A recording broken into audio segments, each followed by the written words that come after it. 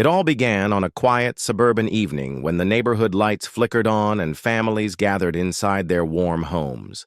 But in the corner house where Karen lived, known infamously among her neighbors as HOA Karen, something unusual was about to happen, something that would shake the very core of her arrogant, loud, and often heartless personality. For years, Karen had lived in a bubble of control and complaints, yelling at children for playing too loudly, berating neighbors for leaving garbage cans an inch out of line, and constantly storming into HOA meetings with her voice raised higher than anyone else's, demanding, arguing, and asserting her dominance. Yet, behind her tough exterior, behind the constant barking orders and entitled glares, there was a silence she never admitted to herself. She was alone. No one called her. No one visited her.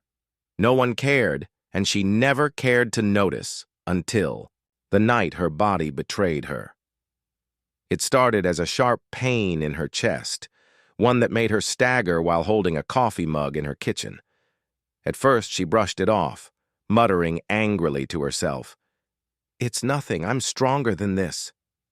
But the pain intensified, spreading like fire, until her breath shortened and her knees buckled, sending the mug crashing onto the floor, shattering into pieces. The neighborhood outside was cheerful with laughter, but inside Karen's house, silence fell except for the sound of her gasping. She collapsed, clutching her chest, eyes wide with fear for the first time in years. An ambulance was called by a concerned neighbor who happened to hear the crash and peeked through her window. But even when the paramedics rushed in, the bitter irony remained. There was no family member to hold her hand, no friend to call out her name, only strangers who lifted her body onto a stretcher as the sirens wailed into the night. The hospital doors swung open, lights glaring above, nurses rushing her in, doctors barking orders. "Get her on oxygen! Move quickly! BP dropping!" The beeping monitors echoed in the sterile white room, each sound tightening the suspense of life or death. Karen's consciousness flickered in and out, images flashing in her mind, neighbors turning their backs, angry faces from past arguments, 1,000 moments where she had chosen rage over kindness. For the first time in her life, fear wasn't about losing control of others, but about losing herself completely.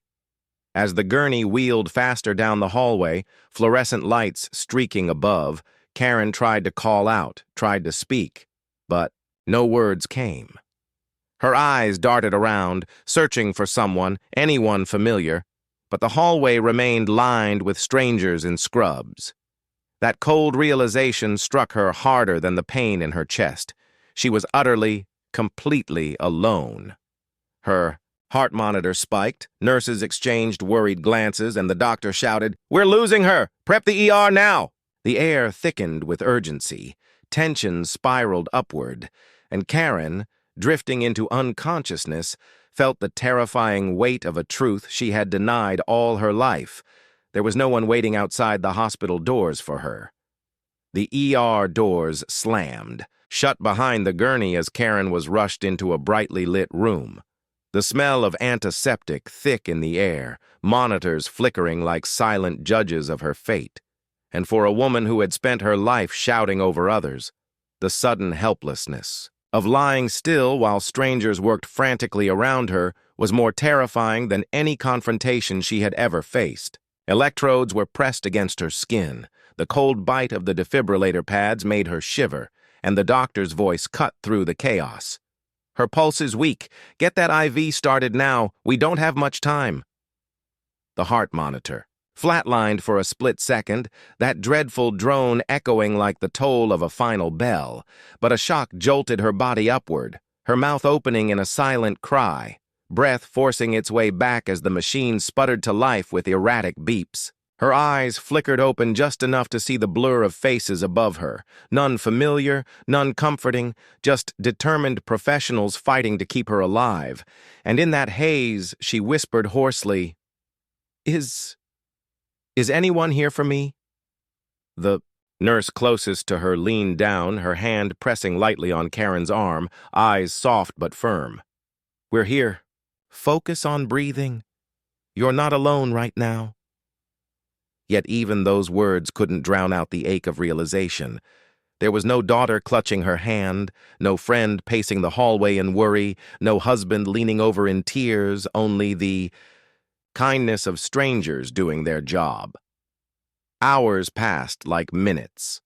The surgery dragged on with the steady rhythm of machines and the tense coordination of the medical team. And when it was finally over, Karen was wheeled into recovery, her body weakened, her mind swirling in a fog of half-dreams and broken memories. In those fragile hours, she relived moments of her past. The time she had screamed at children for riding bikes near her driveway, the HOA meetings where she humiliated neighbors over trivial rule violations, the way she slammed doors in people's faces instead of offering them kindness. And all at once, the sharp sting of regret became heavier than the pain in her chest. She turned her head to the side, the hospital room dim now, machines quietly humming, and through the glass window she saw families gathered for other patients. Husbands bringing flowers, children clutching balloons, mothers holding hands with sons. And it broke her in a way that no illness could. A single tear slid down her cheek as she whispered to herself, "I pushed them all away. Every single one."